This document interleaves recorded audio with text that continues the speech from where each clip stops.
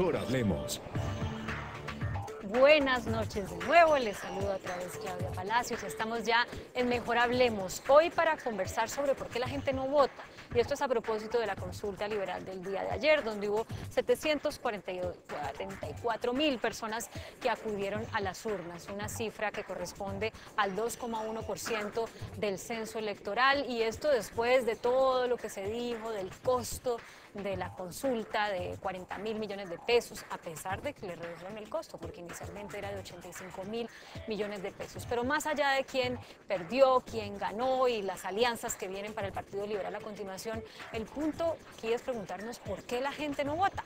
Por eso a ustedes en nuestras redes sociales les hemos hecho esa pregunta, con las siguientes opciones. La primera, no les creo a los políticos, o no le creo a la política. La segunda, no entiendo la política. La tercera, no me importa la política. Y la tercera, yo sí voto. Y para conversar sobre este tema nos acompañan nuestros panelistas. Alejandra Barrios, ella es directora de la Misión de Observación Electoral. La MOE, es profesional en finanzas y en relaciones exteriores, además de especialista en resolución de conflictos de la Universidad Externado.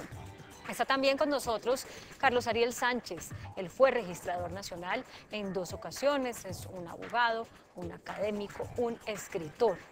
Y está Juan Sebastián López, abogado, profesor de la Universidad Externado, fue vocero de la Mesa Amplia Nacional Estudiantil. Nos iba a acompañar un representante a la Cámara, pero como hemos dicho hace algunos instantes en el noticiero, pues están a esta hora todavía arreglando asuntos concernientes a los proyectos de la implementación del acuerdo de paz y por eso ha cancelado en los últimos minutos. Bienvenidos, gracias por aceptar esta invitación. Les traslado siempre a nuestros panelistas la pregunta que contestan nuestros seguidores en las redes sociales y comienzo siempre de derecha a izquierda. ¿Por qué la gente no vota, Alejandra? Creo que hay una fuerte falta de compromiso con el Estado, con la democracia. Los ciudadanos no se sienten parte del Estado, no se sienten parte de la posibilidad de tomar decisiones y sienten que son otros los que toman decisiones. Así que es un tema de cultura democrática en el que tenemos que comprometernos todos. Don Carlos Ariel. Yo también uno podría analizar qué segmentos, de acuerdo a la edad, son los que votan menos y los que votan más. Y realmente cuando hasta los menores de 30 años tienen unos porcentajes de abstención muy elevados, ¿sí? Del 70, del 80%. Pero en cambio, cuando la gente llega a los 40 años, ya empieza a pensar en que algo hace el Estado por ellos. Es decir, empiezan a sentir algún interés en las actuaciones y ahí empieza a subir los niveles de participación.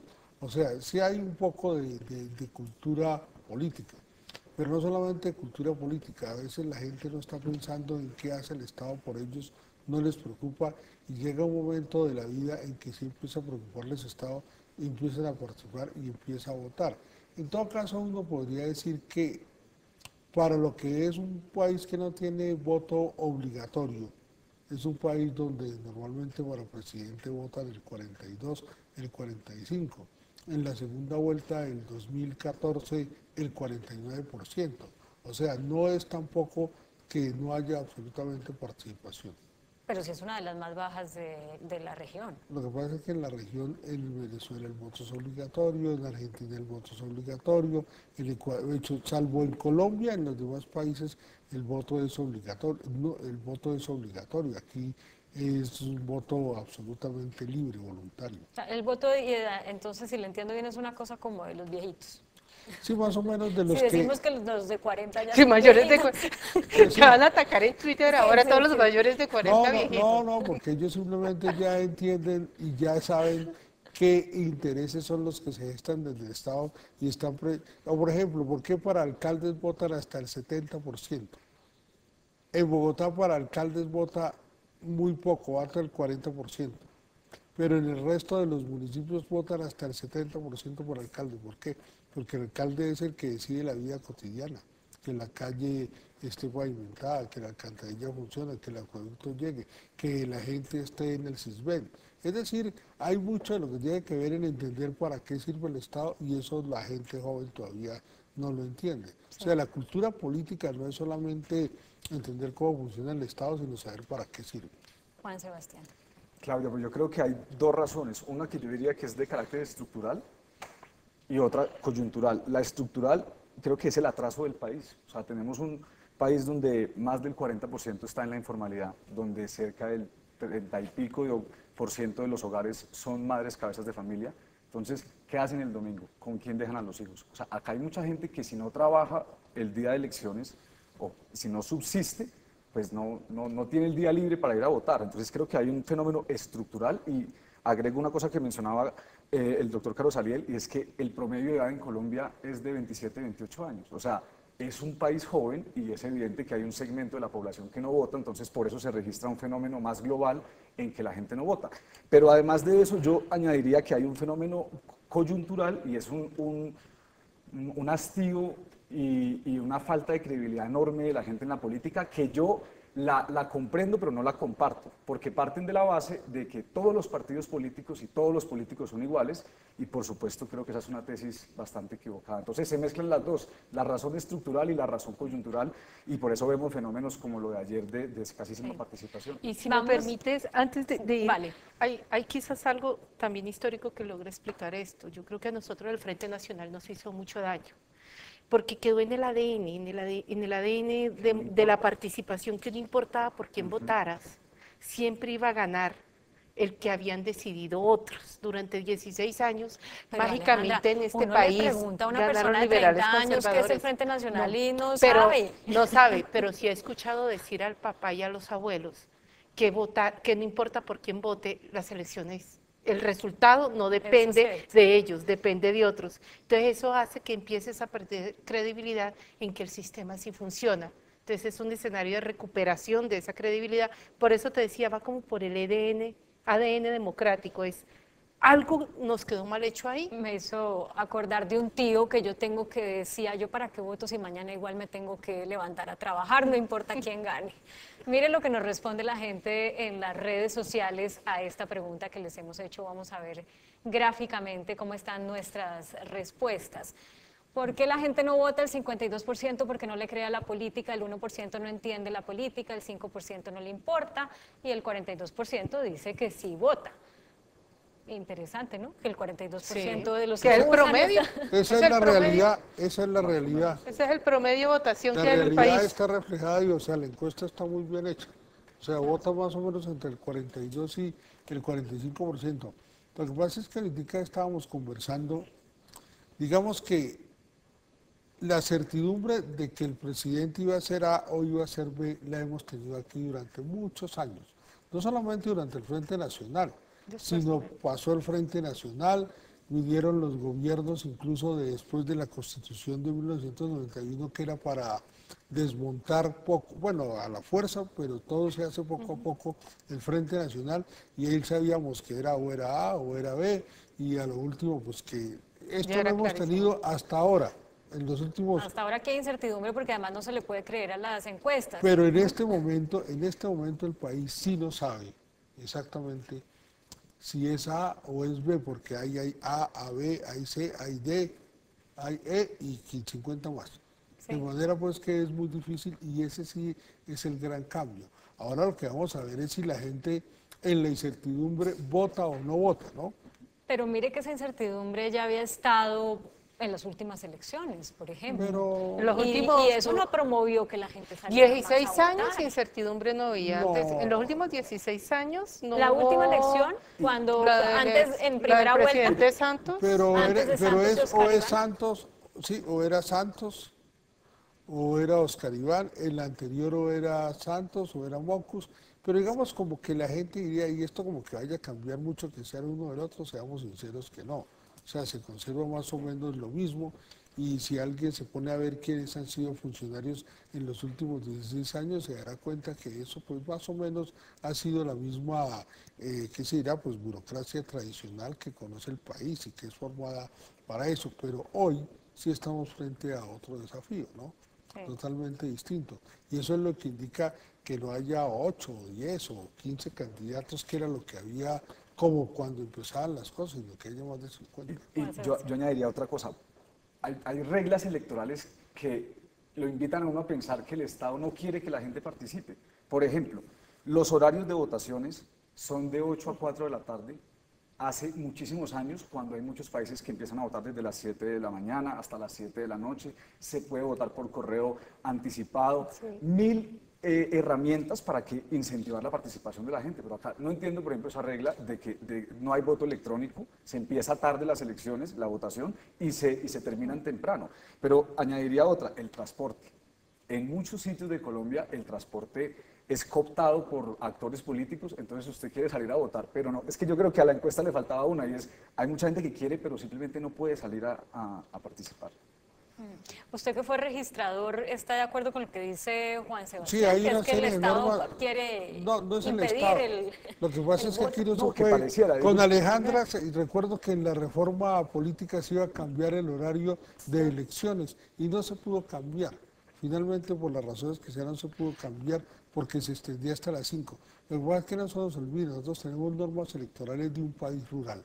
Un país rural empieza a las 8 de la mañana y termina a las 4 de la tarde. Las mismas de hace, no sé, décadas. Es un país rural donde no hay luz, luego el escrutinio de mesa tenía que hacerse con luz natural por la desconfianza propia que tenían las personas. Es un país rural que esperaba que fuera un domingo, que bajaran los campesinos a votar el domingo, porque en los Estados Unidos, observen, allá votan los martes. Las primarias, o sea, las consultas internas, son los martes. Las elecciones son los martes, que es un día hábil. 100%. Pero en la mayoría de los países sí son los domingos, ¿no? Con excepción de República Dominicana, que creo que se hace entre semana también. No, y cambiarlo en Colombia, digamos la verdad, cambiar el día domingo sería una locura. Nuestro país sigue siendo rural.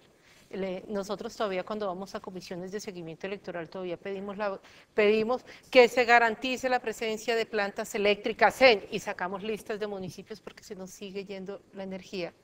O hay la posibilidad de que se vaya la energía el día domingo. Y un ejemplo, nomás un ejemplo de hace poquito, la revocatoria en Barranca se fue la energía en el proceso de revocatoria de alcalde. Entonces, parte de las cosas que uno tiene que pedir es que haya energía, que haya una planta para la registraduría. Tiene uno que tener en cuenta que el conteo de los votos todavía se hace en algunos lugares porque son en escuelas, con la luz que hay, la transmisión de datos.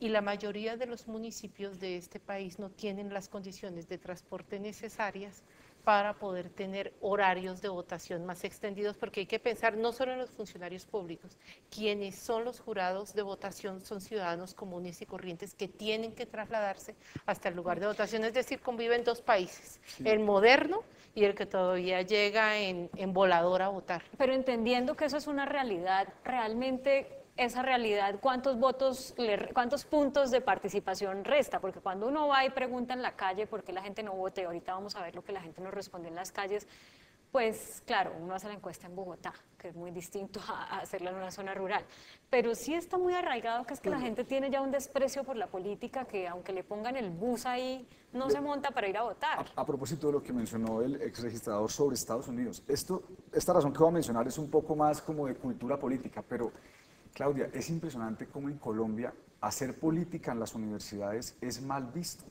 Hacer política, como si se estuviera haciendo un acto delictivo.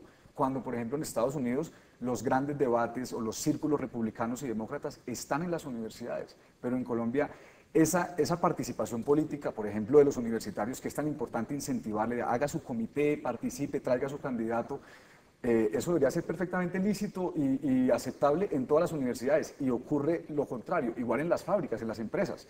Entonces, es como también un miedo de aceptar el debate político y de darlo, por supuesto, con todas las garantías y con las reglas democráticas que hay, pero yo siento que, por ejemplo, en mi época de activista estudiantil, era muy difícil uno plantear un debate político en la universidad, porque alguna universidad es de un sector u otro, entonces piensa que ahí no se puede hablar sino de tal o cual cosa. Entonces, creo que también parte de meter la cultura política en la ciudadanía desde la formación en la educación y en la familia y todo. Bueno, yo hoy por hoy sí veo que en las universidades, en muchas universidades, sí van los candidatos, hacen foros, hacen debates, hacen propuestas, y los estudiantes asisten. Desde que yo era estudiante yo recuerdo que había foros y iban los candidatos y hablaban y opinaban, pero pues en un ambiente muy tranquilo, ¿no? De manera pues que diría que en muchas universidades sí hay debate y hay foros y hay competencia electoral interna. Lo que ya uno piensa es que sí, hay muchos sitios donde eso tal vez sí es el ADN del Frente Nacional. El Frente Nacional en todo caso tenía como un límite al debate político por el miedo a la violencia que antecedía todo lo del Frente Nacional, ¿no? Había unos sectores que siempre tenían que hacer acéptimos a la política. Yo incluso a veces me aterra, eso sí ya es una opinión personal, que a pesar de que la Constitución trae la regla que no participar en política es una excepción, incluso para los funcionarios públicos, pese a que la Constitución dice eso, todas las medidas disciplinarias le han dado la vuelta a ese tema y también han satanizado cualquier tipo de opinión, no de participación, de opinión política de los funcionarios. Los funcionarios tienen derecho a opinar, no tienen derecho a más, pero no tienen derecho a opinar. O sea, pueden tener una conversación Claro, en la cafetería, en la claro, oficina. y pueden tener ¿no? Twitteres y lanzar opiniones políticas desde que pues no sean los jefes de las entidades, pero hemos llegado pues a otra vez a volver, o sea, también nosotros tratamos de crear una asepsia donde no debe haber asepsia. La política está satanizada y aporto al debate, aunque yo soy la moderadora, se nota en los medios de comunicación. Cuando uno saca un segmento de información política, los tweets inmediatamente dicen, uy, ese noticiero es politiquero. Y la diferencia entre lo que es la política y lo que es la politiquería parece que la gente no la entendiera y no valorara la necesidad de estar informado sobre la política, porque cualquier cosa que huela a política está mal. Es que aquí estamos en el tema de la política metidos en la teoría de la conspiración. Entonces es una cosa que es absolutamente impresionante porque, y lo que dices es completamente cierto. Un análisis sobre un candidato, una información objetiva sobre algún candidato. Este candidato X está sancionado, puede ser sancionado porque utilizó tal cosa. Inmediatamente el medio de comunicación o quien menciona ese tema es que está favoreciendo al otro candidato. La posibilidad de hacer en Colombia debates que tienen que ver sobre la calidad del candidato, cuál es su formación, cuáles son los antecedentes, etcétera, que tiene, es muy difícil, porque inmediatamente están tratando de encontrar cómo es que logras favorecer, o si eres amigo de ese candidato, estás favoreciendo a ese candidato. La capacidad de poder hacer debates sin estigmatizar al otro, creo que es uno de los retos más grandes que tenemos. Hoy el ejercicio de violencia no solo es el de violencia de matar al otro, violencia es poner solamente en el Twitter. Me pareció interesante lo que dijo este candidato, e inmediatamente lo que empieza a pasar es los que están en contra de ese candidato a insultarte por las redes sociales, a insultarte por Facebook, a tratar de buscar que tu opinión no es limpia y transparente, sino que es funcional a un interés. Nadie cree en la intención pedagógica, cívica. Exactamente. De ese Yo tipo de aporto discusiones. un tip para los medios de comunicación en términos del cubrimiento político. Por ejemplo, en Estados Unidos, en Alemania, cada vez que se registra la noticia de un político, entre paréntesis va si es republicano, si es demócrata y el Estado. En Alemania es igual con los partidos.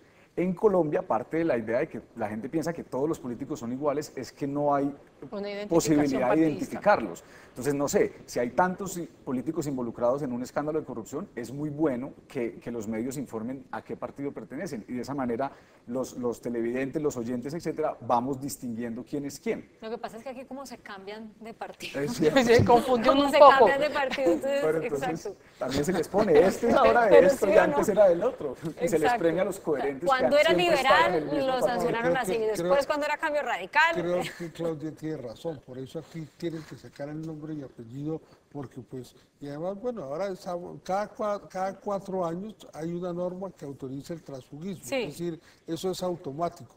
No se puede vivir más de 4 años sin la posibilidad de cambiar de partido con toda la facilidad, así sea representante, es decir, tenga la representación política o la dirección política, es exactamente lo mismo. Vamos a ver qué nos dice la gente en las calles de Bogotá sobre este mismo tema. ¿Por qué no salen a votar? A veces voto, pero en blanco. ¿Por qué? Porque yo soy militar y yo estoy cansado. No sé, de pronto es por los días que ponen la votación. Frecuentemente son los domingos, entonces casi los domingos la gente no va a votar porque pues está en plan familiar. Nunca he votado en 52 años. ¿Por qué? Porque esto no lo cambia nadie. Siempre se le da apoyo a la gente y la gente se roba la plata. Eso es un cuento de nunca acabar. Porque hay mucha corrupción y todo el que sube allá llegues a robar. Pues por primero pues yo lo hago pues por mis 4 horas, ¿no? Y segundo pues por un requisito con Por la sociedad. Bueno, ella dice que lo hace por las 4 horas, es el tiempo libre que le dan a las personas certificado sí, con el electoral. certificado. Sí. Y no sé cuánta gente lo usa, pero No, sí, la todo el gente mundo quiere. lo usa. Sí, ¿Ah, sí lo usan? ese Yo sí. nunca he usado. Claro, porque una persona es jurado y tiene un día, y tiene otro mediodía, ya van 2, y tiene un puente, ya van 4. Sí, o sea, mejor dicho, la gente va haciendo... Se hace otra Semana Santa ahí. Claro, para claro, Sí. claro. Sí, bueno, pero más allá de eso, viendo lo que nos responde la gente, también se queda uno pensando, cuando la gente dice, bueno, es que aquí nada cambia, también es que la gente se crea unas expectativas sobre la capacidad de la política enormes. Y la gente no parece no comprender que los cambios siempre toman tiempo. O sea, que no en 4 años se pueden hacer milagros, ¿no? Sí, sí, y no solo expectativas gigantes, sino creo que también profundas decepciones. Lo que se nos olvida es que cada uno de los votos que nosotros tenemos cuenta y son bien contados. Y créeme que siendo observador electoral, si hay un gran esfuerzo institucional para que el proceso electoral fluya muy bien. Donde tenemos que estar muy atentos y donde tiene que estar el compromiso en el conteo de votos que hacen los mismos jurados de votación. Pero lo que no hemos logrado entender es que de verdad cuando nosotros salimos a votar sí tenemos la posibilidad real de cambiar las cosas. Nuestra estructura de poder es una estructura de poder que ha estado basada siempre en unos clanes políticos familiares o en unas empresas electorales que son muy de carácter local. Y eso hace que la gente tenga la sensación que nada va a cambiar.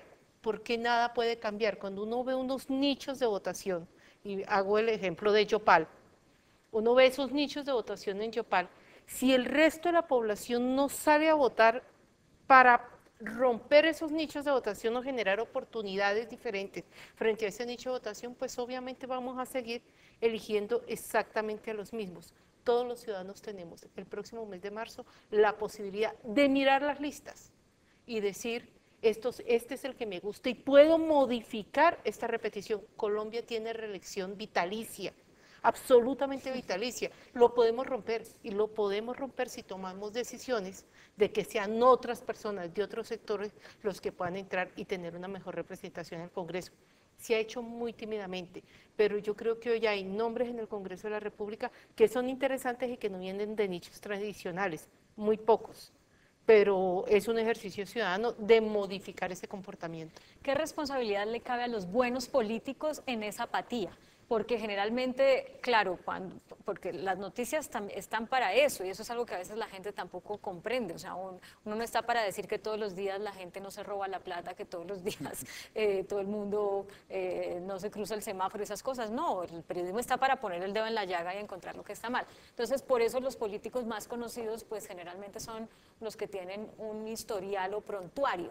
Pero los que no lo tienen, pues no saltan a la palestra con tal facilidad. ¿Qué responsabilidad les cabe? Yo creo que Alejandra ha dicho una cosa interesante y es, miren, hay unos buenos políticos que la gente vota por ellos y que siempre va a pensar que son buenos políticos. Es decir, hoy por hoy no se puede decir que hay 10, 15 nombres en todo caso de personas que se eligen en buena parte con votos de opinión y que hacen todo lo posible por conservar su prestigio como políticos y frente a los debates y frente a los procedimientos y a lo que significa, verdad, es pedir como unas leyes dentro de este país.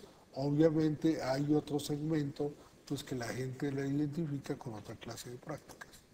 Con un comentario suyo me voy a Yo comerciales. diría que tenemos que promover los proyectos colectivos. Acá muchas veces los buenos, entre comillas, políticos dicen, síganme que yo les voy a solucionar el problema. Yo creo que en realidad los mejores políticos son los que dicen, yo no puedo solo, yo no soy Superman, necesito un proyecto colectivo y vamos a construir algo. Y recalcar una y mil veces que no todos son iguales. Ustedes acá mencionaban que muchos se cambian de partido permanentemente. Bueno, hay otros que son muy juiciosos y han estado militando toda la vida en el mismo partido y eso pues es meritorio. Sí, ahí tenemos un trabajo que hacer los medios de comunicación. Vamos a regresar en Mejor Hablemos para hablar entonces de qué soluciones se pueden plantear para evitar que la gente siga siendo tan apática a la política, qué soluciones para la niñez, para la juventud, para la adultez, para la persona privilegiada, para la persona que tiene carencias, para que entienda que participar en política, al menos con la votación, sí puede hacer la diferencia. Ya regresamos. Ya regresamos con Mejor Hablemos. Continuamos con Mejor Hablemos. Seguimos en Mejor Hablemos conversando sobre por qué la gente no vota. Y ahora la pregunta para nuestros panelistas es si la reforma política que hace curso en el Congreso va a permitir vencer esa apatía, ese abstencionismo o no. Usted que fue autora del proyecto, de la propuesta, que me imagino que ha tenido una de las grandes frustraciones de su vida porque se la cambiaron mucho, ¿no? La de reforma Claudia, política. Es un desastre. Y la verdad no es por mirar atrás, digamos, esto no es un tema de como nosotros hicimos esta propuesta, cómo añoro esa propuesta, porque, digamos, sería como falta de tranquilidad de poder mirar que las cosas pueden cambiar y pueden mejorar a un trabajo que se hizo desde la Misión Especial Electoral. Pero lo que pasó en la Comisión Primera del Senado la semana pasada fue absolutamente grosero. Es grosero con el país, es una falta de grandeza con el país. Ahí se tomaron 3 decisiones, solamente para darte una idea de lo que es la lectura general de la propuesta de reforma. La primera de ellas, hay una prohibición para que los congresistas, por ser además elegidos por los ciudadanos, porque el voto tiene un poder, tiene un valor, no puedan renunciar a ese cargo y pasar a ser embajadores y pasar a ser ministros. Esa prohibición la retira. ¿Eso qué significa? Que la capacidad de negociación del Ejecutivo, cuando el Ejecutivo está en momentos de crisis como el que tenemos ahora, se empieza a perder completamente esa capacidad de negociación y lo que termina es expreso del Congreso. Segunda decisión, hundieron de la peor manera, de la forma más perversa, en la Comisión Primera del Senado, la posibilidad de hacer coaliciones para cargos plurinominales, es decir, para las corporaciones públicas. Entonces tú vas a poder tener en un consejo, en el Senado de la República, la alianza del partido A más B más C, que se presentan juntos en coalición, pero no responden de la misma manera, no hay responsabilidad política de la misma manera, no es claro cómo van a presentar cuentas, pero si no estás de acuerdo con esa coalición te puedes retirar, tú te vas del partido, adiós, no estoy de acuerdo con esa coalición. Y la tercera, que es un retroceso impresionante, es que no logramos avanzar en acabar con los partidos de cascarón. Hoy, ¿qué tenemos en este país? Partidos que son unos cascarones donde se reúnen intereses regionales y negocian el poder para la representación tanto nacional como local. La propuesta era maravillosa, a través de lo que se denomina la adquisición progresiva de derechos, era que dejáramos de tener partidos de cascarón y tuviéramos partidos de ciudadanos, a través de partidos de afiliados. Procesos como la consulta que tuvimos, hubiera sido un proceso con un censo electoral del Partido Liberal, donde la registraduría podría saber en qué puestos de votación hay qué número de personas que van a ir a votar, hacer una distribución inteligente. El mismo día podían ir todos los partidos a consultas que son cerradas, es decir, partidos organizados con selección objetiva y democrática de candidatos. Solamente 3 perlas. De ahí para adelante no te imaginas la cantidad de perlas que han vuelto una reforma política que está pensada para solucionar los problemas de marzo y de la primera y segunda vuelta presidencial, pero no para solucionar unos problemas de la crisis de la política que tienen hoy los partidos. ¿Y entonces qué hacemos? La reforma política es un tema que nos parece sencillo y que puede no ser importante, pero el transporte en las zonas rurales es algo fundamental. Que estaba dentro de la propuesta. Estaba dentro de la propuesta que el Estado debía garantizar en esas zonas el transporte, por algo pues que se debe destacar. O sea, el efecto de la violencia es el desplazamiento de puestos de votación de las zonas más alejadas y que no podían tener custodia porque no tenían autoridad civil o política para que cuidara de esos puestos de votación, los llevaron a las cabeceras. Pero déjeme abrirle un paréntesis. A usted le tocó buena parte de la toma de esas decisiones porque usted fue registrador 2 veces y en algún momento tuvo que decir, no, saquen el puesto de votación de allá y llevémoslo a la cabecera municipal. Ya es el momento de decir, volvamos a llevar el puesto de votación a la zona voy a contar la experiencia veredal. en el 2014.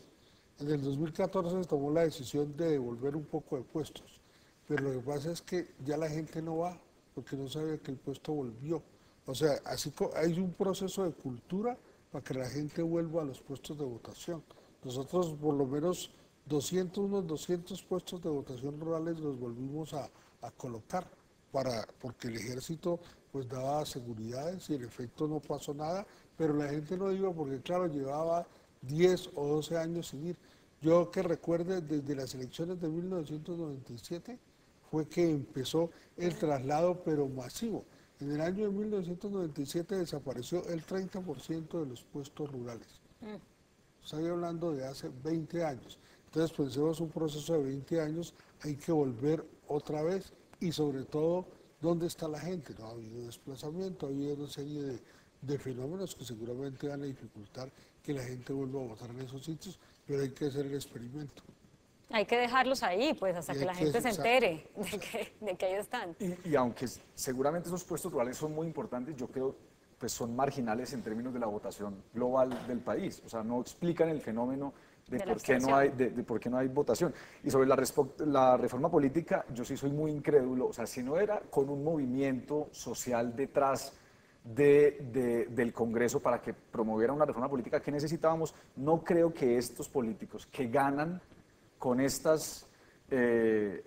sistema, pues vayan a cambiarlos. Miren, los 3 congresistas más votados del país, el primero es el senador Robledo con bastante voto de opinión y los segundos están en este momento presos los ñoños. Entonces, ellos no creo que tengan interés en cambiar el sistema político con el que ellos ganan.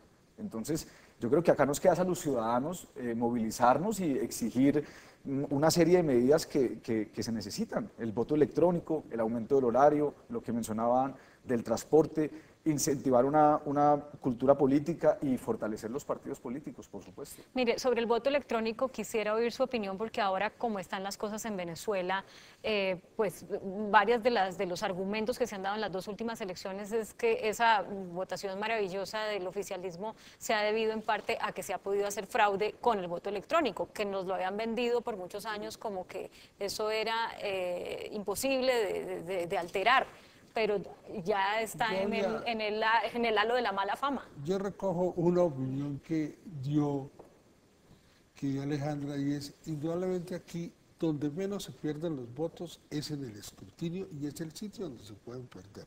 Lo único que hace la máquina electrónica es un escrutinio electrónico, pero ese escrutinio electrónico puede hacerse con un algoritmo y ya se sabe qué va a salir. Y además pueden saber qué persona votó o no votó. Y entonces quedan amarrados a las maquinarias oficiales de un gobierno, con el conocimiento de quién vota o no vota. Luego, como el fraude no está ahí en eso, lo que hay un fraude muy delicado, que es el que explica a veces votaciones anormal, que es el de las suplantaciones. Ese es un fraude que es mucho más fácil de prevenir aquí en Colombia, porque ese es el tema de la biometría. Lo que mucha gente no entiende es que el voto electrónico sirve solo si los que votan son personas vivas, ¿sí? No muertos, porque si no hay manera de identificar, los que terminan votando sí son los jurados que llenan las planillas o una persona que llega con o sea, usted está defendiendo el voto electrónico. No, yo estoy defendiendo la identificación electrónica antes de que la gente vote. Que se sepa que esa persona pone una huella, esa huella va a la base de datos de la biometría, lo que usted está defendiendo. Y son votantes de carne y hueso. El día que, si el problema aquí en Colombia, si la crisis en Colombia de que la gente no vota es porque dice que le están robando los votos en las mesas de votación, sería otra la solución. Pero eso no es lo que se dice. De hecho, la registraduría, pues pese a todo lo que pasa, en todo caso conserva una cierta relativa confianza del 79% en las últimas encuestas de la población, o sea, la registraduría tiene una credibilidad. Luego el tema no está ahí, el tema está en las suplantaciones, el tema está en la compra de votos, donde se pierde la legitimidad electoral, no es tanto en esa última fase del proceso, sino en todo el entorno del proceso, o sea, con la compra de votos, la violación de los topes, la suplantación de ciudadanos que va ligado a la no sé si Juan Sebastián tiene una opinión distinta. El voto electrónico es una obligación en Colombia y el Estado no ha querido aplicarla. ¿cuál es el mensaje que se le envían a los ciudadanos si a usted le dicen que usted puede aplicar la ley a la carta, la que le gusta sí y la que no? Hoy es una obligación del Estado aplicar el voto electrónico y no lo han querido hacer y parece que no lo van a hacer para el 2018. ¿Por qué? Yo creo que porque le sirve el sistema actual. Entonces, recuerdo unas declaraciones del el actual Contralor ex Procurador Maya en el tiempo donde decía, acá se roban las elecciones antes, durante y después de la fecha electoral.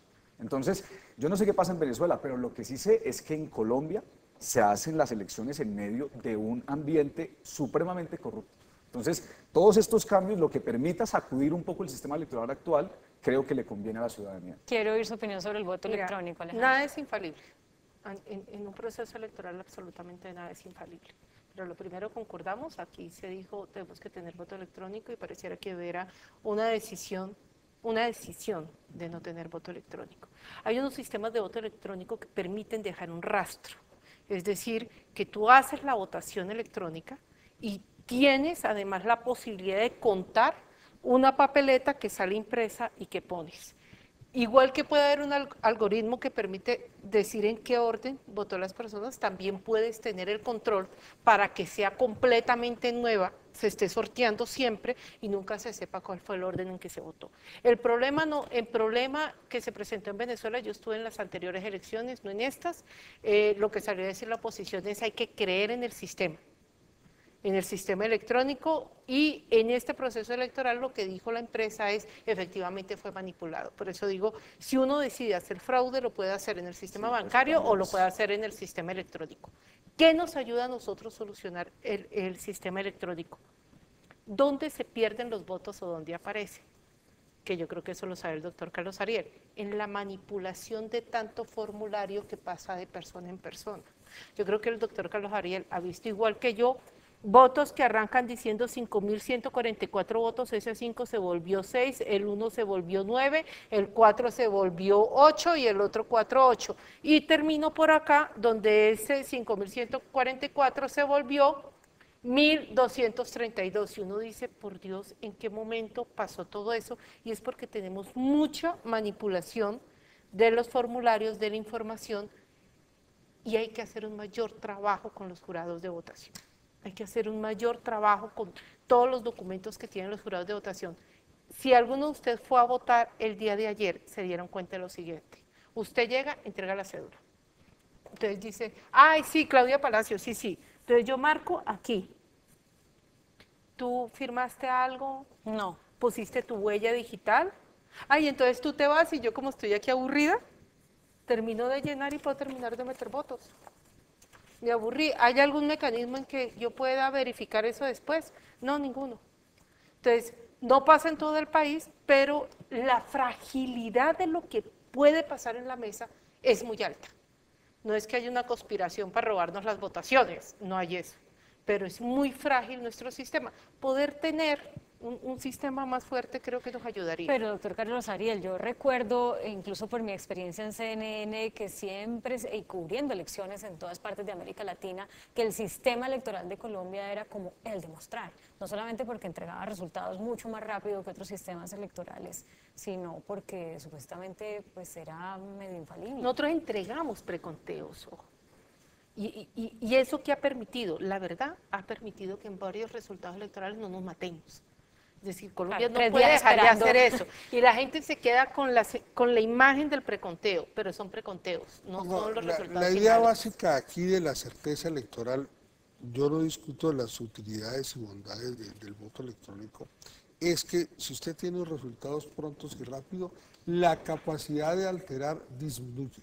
No estoy diciendo que no se puedan alterar, pero a más velocidad y más resultados, usted como quien dice, ya tiene aquí una certeza, y además esas actas que firman los jurados también se escanean y se cuelgan en la web, y es posible hacer un seguimiento rápido y evitar las alteraciones. Colombia, digamos, puede dar, pese a lo que están diciendo de las zonas rurales, de que hay zonas donde no hay comunicaciones, puede dar resultados esa misma noche del 100% de las mesas a las 7, 7:30. O sea, del 100%. Y varían muy poco después ese preconteo es que respecto a lo final. No, en las locales se nota. En las locales sí es distinto. Pues claro, porque en las locales hay posibilidades de manipulación, porque hay hechos que es unas elecciones locales, todo el mundo está participando en política. los partidos, los órganos de control, el gobierno municipal, todo lo que usted quiere, todos están involucrados participando ahí en ese tema y eso es una parte compleja. Lo ideal sí sería una producción automática de una papeleta, que se sepa ya quién pidió la papeleta y que vaya exactamente allá a la urna. O sea, solo como la impresión de la papeleta y entonces ahí se lleva el control porque ya se sabe que tantos ciudadanos pidieron papeletas por tal, tantos por tal, tanto por tal y así se puede saber. Y evitar la traza, es que realmente Y lo otro es que finalmente, por eso ya sí es una opinión mía, hoy por hoy, más que voto electrónico, la gente sí podría con los sistemas de identificación digital que hay votar desde la casa. Eso es mucho, no, pero es que eso es mucho más evolucionado que estar poniendo unos cajeros automáticos que votan una papeleta a votar, cuando hoy por hoy la gente podría simplemente en su casa, le instalan pues un identificador y los controles que haya necesidad, total eso va contra la base de datos de la registraduría y ya se sabe cuál es el único riesgo, que haya coacción dentro de la casa o este tipo de cosas, pero eso es mucho más hacia allá realmente. Pues a ver, ¿cuándo llegaremos allá? No, es que es mucho más fácil eso que poner máquinas electrónicas. Tengo que hacer una pausa para comerciales y regresamos enseguida en Mejor Hablemos. Me indican que somos tendencia en Twitter con esta pregunta que ustedes han estado respondiendo. Miremos la gráfica, me indican que cambió un poco. El 51% dice que no vota porque no le cree a la política, el 1% que no entiende de política, el 5% que no le importa la política y el 43% que sí vota, ¿no? Creo que sigue igual a como estaba. Tenemos 3.100 votos hasta el momento. Ya regresamos. Ya regresamos con Mejor Hablemos.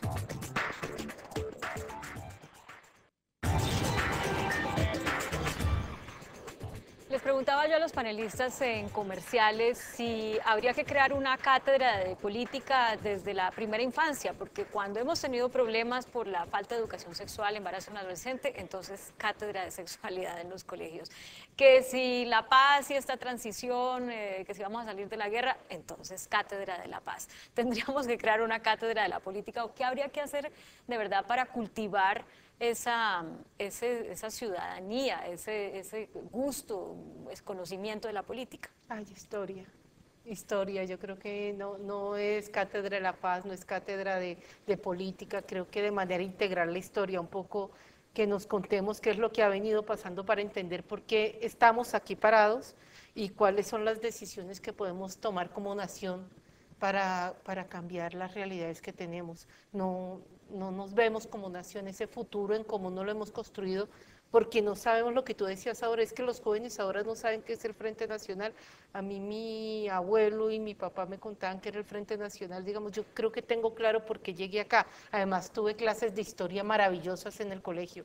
El no tener la capacidad de mirar hacia atrás y soñar el futuro es lo que yo creo que nos tiene empantanados con unos señores que son los mismos problemas de siempre, unos señores que no nos dejan mirar hacia adelante porque se quedaron enredados atrás. Tenemos que tener la capacidad de mirar hacia adelante, historia. Voy a ir en este orden, Juan Sebastián.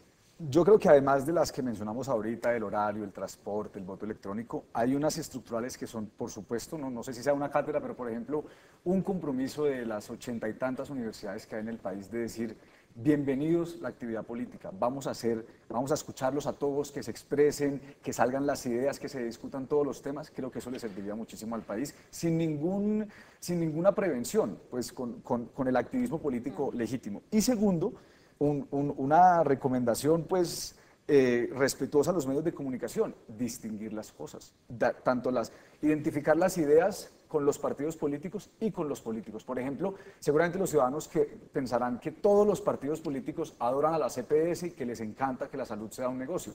No, hay unos partidos políticos que dicen que eso no debe ser así, pero si eso no se informa, la percepción de la gente es que todos están en lo mismo. Entonces, es clave que la gente aprenda a distinguir, ya veo que estos partidos tienen una visión distinta de los otros, o este político de otro. Doctor Carlos Ariel. Bueno, yo creo que poco a poco, eso sí, en los colegios hay cultura democrática, eligen personeros, es decir, se ha ido generando una cultura democrática. Lo que pasa es cómo transforma usted esa cultura democrática como en una cultura política participativa frente al Estado. Y eso solamente si la gente ve que se puede hacer que el Estado funciona. La mayoría de la gente dice no cree en los políticos. Cuando no cree en los políticos no está creyendo en el Estado. Entonces lo que sí se necesita es que se vea una reciprocidad, que esa acción política se recibe algo a cambio para la sociedad. Eso es como lo que la gente está esperando.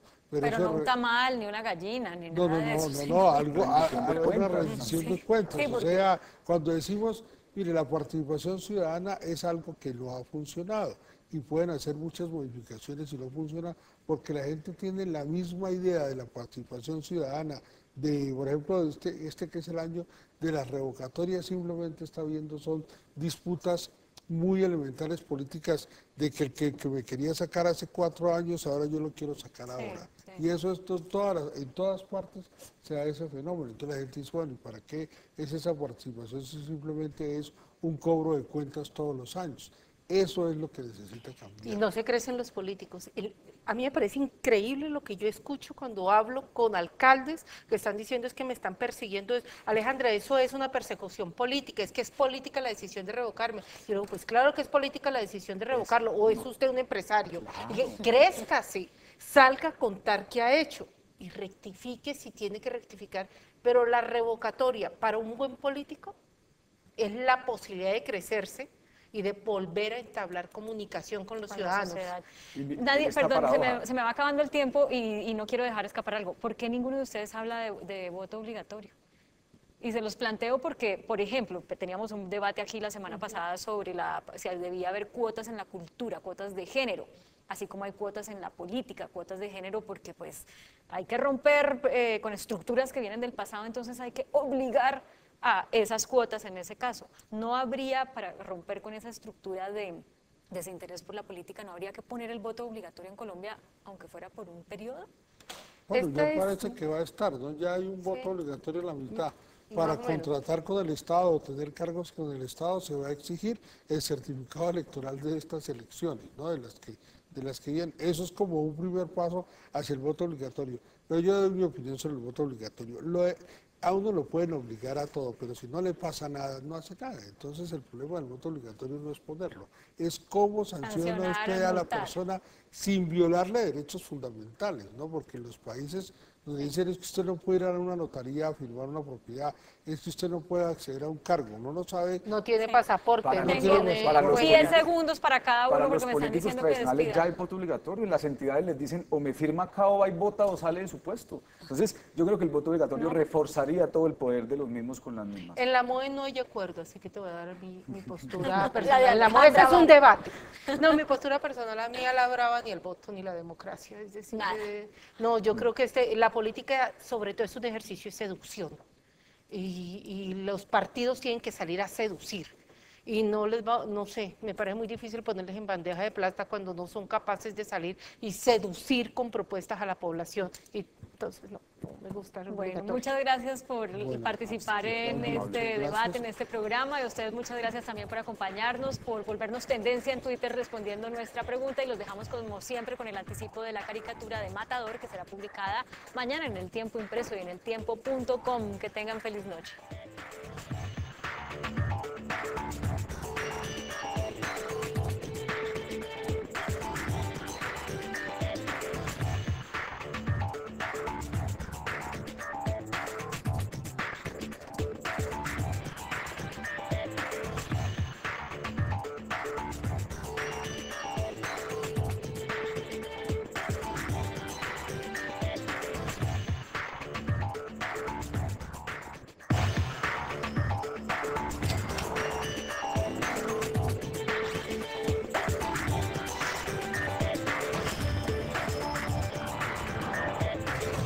Mejor hablemos.